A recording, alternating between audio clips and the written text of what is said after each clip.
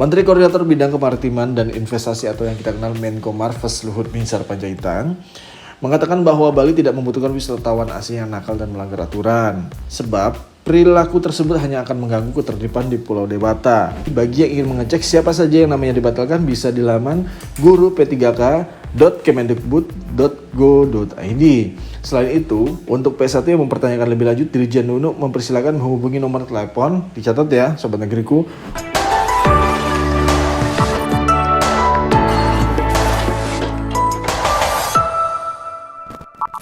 Halo Sobat Negeriku, balik lagi bersama gue Sergio Agasta, tentu saja di acara atau program terfavorit kalian di situs atau di channel YouTube jpnn.com. Tentu saja di reaction jpnn.com ada cerita di balik berita. Seperti minggu-minggu biasanya, gue akan membacakan 5 berita terpopuler yang ada di Nusantara dan mengambil sumber daripada beritanya di portal berita jaringan pemberitaan Nusantara Negeriku atau jpnn.com. Yang dimana berita dari jpnn.com pasti validnya, no hoax, dan dapat terpercaya sanad-sanadnya. Jadi kalau kita baca berita di jpnn.com sudah pasti enak lah gitu. Tidak ada keraguan dalam pemberitaannya. Isi-isinya juga lumayan menarik dan mudah dipahami bahasanya. Karena mempunyai tim-tim redaksi yang memang top di bidangnya. Nah, berita terpopuler di pekan ini gue spill sedikit ya. Tentu saja lagi-lagi nih Sobat Negeriku, ada berita pasti tentang P3K. Nah, itu buat sajian khusus sepertinya untuk teman-teman guru honorer ya di P3K. Lalu ada juga tentang politik, karena kita sudah masuki tahun-tahun politik yang sudah mulai hangat. Ya, selengkapnya hanya di reaction jpnn.com. 1. Nah, berita terpopuler kelima itu kita tadi sudah spill tentang soal P3K. Headline-nya begini. Pengumuman P3K Guru 2022 sudah dirilis nih. Jangan tunggu SSCASN BKN, ribuan P1 nerangsa. Jadi gini. Pengumuman hasil seleksi P3K Guru 2022 sudah bisa dilihat nih pada hari ini 8 Maret 2023. Kabar tersebut disampaikan Ketua Paselnas CASN yang juga pelaksana tugas atau PLT, Kepala Badan Kepegawaian Negara atau BKN Bima Harya Wibisana kepada teman-teman jpn.com. Bima Harya menjelaskan pengumuman dirilis pada hari ini setelah kemarin dirinya selaku Ketua Paselnas CASN menandatangani dokumen hasil seleksi P3K Guru 2022. Selanjutnya, hasil seleksi diserahkan kepada masing-masing instansi untuk diumumkan. Wah, ini progresnya sudah terlihat ya Sobat Negeriku. Kalau ngikutin terus nih kasusnya atau peristiwa di P3K. Nah, Bima Harya menyebut hingga Rabu pagi ini pukul 6 waktu Indonesia bagian Barat, pengumuman hasil seleksi P3K Guru sudah dilaksanakan oleh 396 instansi, teman-teman. Dari 472 instansi. Nah, yang ikut membuka informasi tersebut. Nah, beliau bilang begini, sudah saya tanda tangani kemarin dan sampai pagi ini sudah diumumkan oleh 396 instansi dari 472 instansi. Nah, ini kan sudah progresif, sudah baik banget harusnya ya. Nah, jadi nggak perlu nunggu pengumuman di SSCASN lagi nih, karena instansi tersebut sudah diberikan modul-modul, sudah berikan informasi-informasi terkait pengumuman tersebut. Nah, apakah peserta baik prioritas P1 sampai P4 bisa melihat pengumuman di akun SSCASN tersebut? Nah, Bima menjelaskan tahapannya setelah masing-masing instansi mengumumkan hasil seleksi P3K Guru 2022, selanjutnya menginput link pengumumannya. Setelah itu peserta P1 hingga P4 baru bisa melihat pengumuman di akun SSCASN. Jadi SSCASN itu menampilkan pengumuman belakangan setelah masing-masing instansi mengumumkannya terlebih dahulu. Jadi kalau ingin melihat di situs SSCASN, jadi teman-teman guru honorer juga harus difahami dulu bahwasanya tunggu dulu hasil dari pengumuman daripada instansi-instansi khusus yang mengumumkannya. Nah, terpisah Deputi Bidang Sistem Informasi Kepegawaian atau singkat BKN, Suherman, mengungkapkan pengumuman bisa dilihat di portal masing-masing instansi. Setiap peserta P1 hingga P4 juga bisa melihat pengumuman di akunnya masing-masing. Beliau bilang begini, P1 sampai P4 bisa melihat pengumuman setelah instansi mengumumkan di portal masing-masing. Nah, ribuan guru P1 nelangsa nih, ada apa nih ya? Nah, sebelum merilis pengumuman P3K Guru 2020, Paselnas dibatalkan penempatan 3.043 pelamar P1 pada seleksi P3K Guru 2022. Sebelumnya ada 3.043 P1 tersebut sudah mendapatkan penempatan di P3 Guru 2022 yang diumumkan akhir 2023 lalu. Nah, P1 merupakan peserta seleksi P3K Guru pada 2021 dan telah memenuhi passing grade atau PG yang jumlahnya mencapai 193.954. Pada seleksi 2021 mereka tidak mendapatkan formasi sehingga mendapat prioritas pertama pada seleksi P3K Guru 2022 tanpa harus ikut tes lagi karena sudah masuk passing grade. Nah, pembatalan penempatan 3.043 P1 diumumkan Direktur Jenderal Guru dan Tenaga Kependidikan atau Dirjen GTK Kemendikbudristek Profesor Dr. Nunuk Suryani, MPD. Nah, selaku Ketua Panitia Seleksi P3K JF Guru melalui surat pengumumannya tersebut. Jadi 3.043 P1 itu merupakan peserta seleksi 2021 yang sudah menunggu 1 tahun untuk mendapatkan alokasi formasi. Pastinya mereka riang gembira dan luar biasa lega tatkala pada akhir 2022 lalu dinyatakan mendapatkan penempatan. Mereka sudah menyandang sebutan sebagai calon ASN P3K. Nah, entah seperti apa perasaannya tatkala melihat namanya tercantum dalam lampiran surat pengumuman yang ditekan langsung oleh Profesor Nunuk yang dirilis 6 Maret 2023 lalu. Penempatan mereka dibatalkan ternyata, saudara-saudara.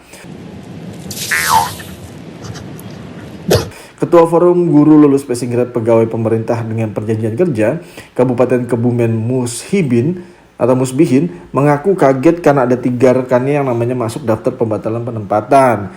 Dia bilang begini, saya buka pengumuman Kemendikbudristek, langsung kaget karena ada 3 rekan saya masuk dalam daftar tersebut. Dia cerita kepada teman-teman di JPNN. Nah, Musbihin mengatakan seandainya kepada 3.043 orang P1 itu diberitahu alasan pembatalan penempatan hingga yang bersangkutan gagal diangkat P3K tahun ini melalui akun masing-masing, tentu tidak senelangsa ini perasaannya gitu. Yang bikin nelangsa, ujar Musbihin, peserta tidak dikasih tahu apa penyebabnya dibatalkan, misalnya di akun yang bersangkutan ditulis sebab musababnya. Dia yakin jika alasan pembatalan diinformasikan lewat akun masing-masing, meski berat tapi mereka bisa menerima. Nah, masalahnya situ, dari hasil verifikasi itu didapatkan 3.043 P1 yang namanya tidak memenuhi syarat sehingga harus dibatalkan penempatannya. Ya, ini harus dikonfirmasi ya untuk pemangku jabatan di instansi-instansi yang sesuai dengan pembatalan itu. Kita baca komentar dari Sobat Negeriku. Komentar yang pertama itu dari Charles. Mohon penjelasannya Min, berapa nilai yang paling rendah untuk kelulusan? Nah, Min itu mungkin yang redaksi pemberitaan ya. Mungkin nanti akan dibikin berita khususnya ya. Paling rendahnya berapa, paling tingginya berapa yang hasilnya di situ ya. Ini catatan untuk teman-teman redaksi di jpn.com. Lalu ada komentar kedua di Populer 5, namanya Yusafat Esten. Dia bilang, kami sangat bersyukur dan berterima kasih kepada pemerintah yang sudah mengeluarkan pengumuman P3K tahun 2022 ini. Sekarang kami tinggal menunggu jadwal pengisian DRH serta menunggu SK dan gaji pertama kami untuk membiayai sekolah anak-anak kami semua sebelum puasa. Amin. Nah, saya senang baca berita ini ya. Karena teman-teman calon ASN P3K ternyata nyimak di berita ini ya, dan sehingga komennya sangat-sangat membangun kita semua untuk selalu memberitakan tentang P3K. Ya, untuk teman-teman calon ASN, semangat terus. Semoga juga diberikan keberkahan dan keluasan rezekinya. Cash close. Nah, kita sudah mencapai puncak berita populer keempat. Ini bahas tentang ketegasan daripada pemerintah ya menghadapi beberapa masalah ekosistem yang sudah menjadi ekosistem sebenarnya di bidang wisatawan dan lain-lain. Headline beritanya seperti ini. Luhut Binsar geram, Bali tak butuh turis nakal, jangan macam-macam ya. Nah, Menteri Koordinator Bidang Kemaritiman dan Investasi atau yang kita kenal Menko Marves Luhut Binsar Panjaitan mengatakan bahwa Bali tidak membutuhkan wisatawan asing yang nakal dan melanggar aturan, sebab perilaku tersebut hanya akan mengganggu ketertiban di Pulau Dewata. Nah, seperti kita ketahui bahwasanya di Nusantara ini masih memahami atau memegang sistem ideologi di mana white supremacy. Apa sih white supremacy? White supremacy itu adalah bahwasanya manusia ras tertinggi adalah yang kulitnya putih, cantik, ganteng, kulitnya putih, gede besar, tinggi, bule dan lain-lain ya, matanya biru. Padahal di Nusantara sendiri zaman itu sudah dihapuskan gitu. Ideologi itu sudah dihapuskan, namun adanya terbentuk lagi ketika mereka membawa sistem-sistem yang sangat menguntungkan bagi para orang-orang lokal di Nusantara. Nah, sehingga lebih dihormati bule turis asing daripada wisatawan lokal gitu. Yang kita tahu kan di sosial media atau kita sering pernah ke Bali gitu, pasti bule-bule itu sangat-sangat dihormati sama wisatawan lokal. Karena memang kita ini orang yang ramah ya, orang Nusantara, orang yang lama. Tapi keramahan itu sangat mudah dimanfaatkan bagi para turis asing yang kita anggap aja oknum bule lah ya.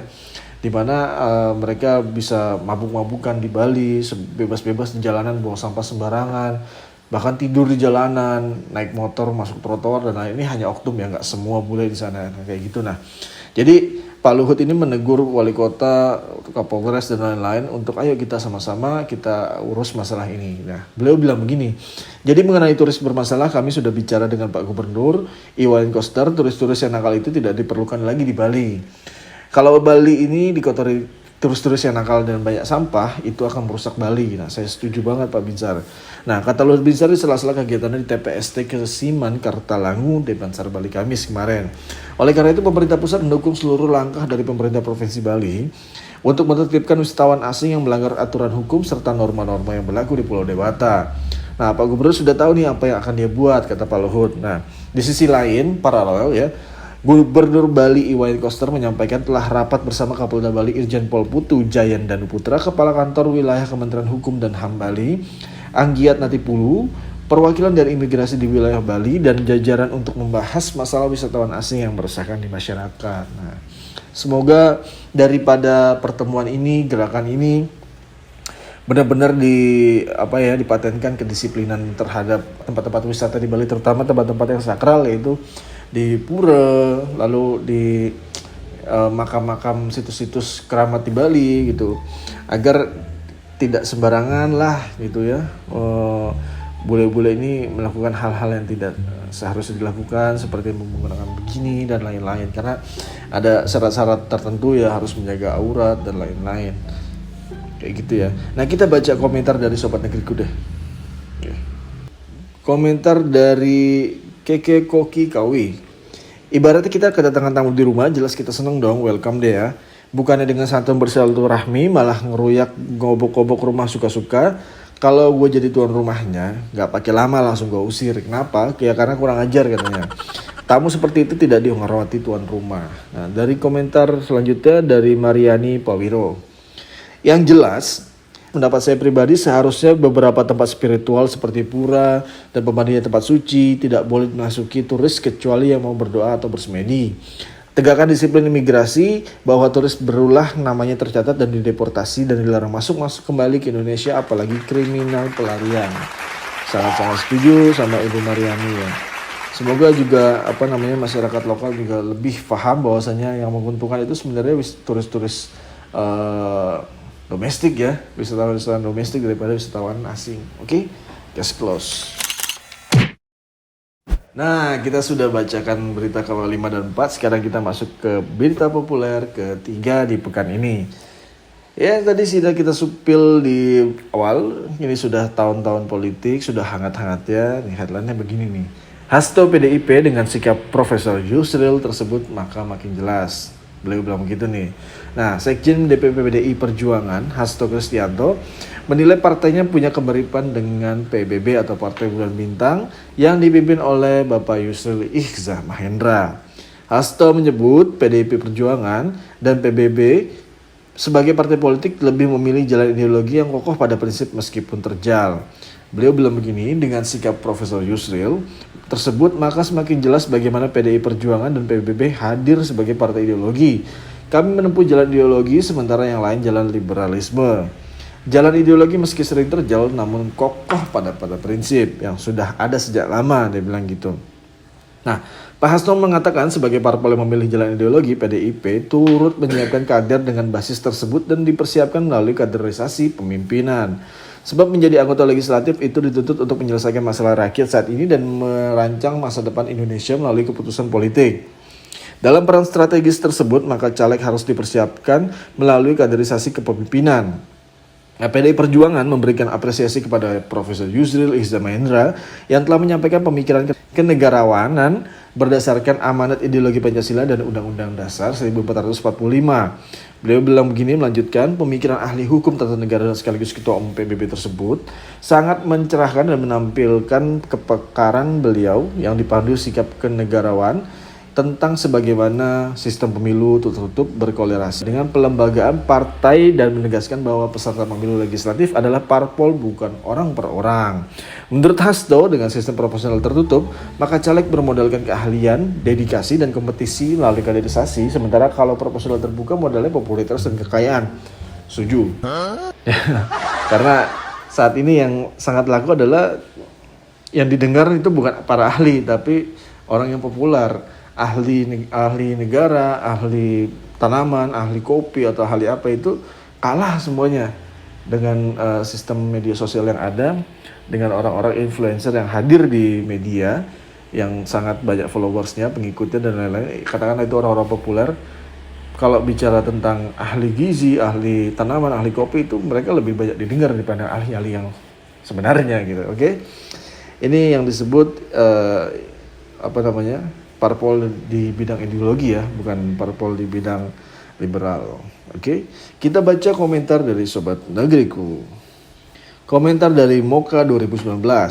Mungkin yang dimaksud yaitu Yusril parpol ideologis itu partai yang dikelola secara tradisional, primordial, family seperti PBB, PDIP, PKB, Nasdem, dan Demokrat. Ketum dan keluarganya seolah yang memiliki partai, pengurus atau anggota lainnya tidak punya peran yang menentukan.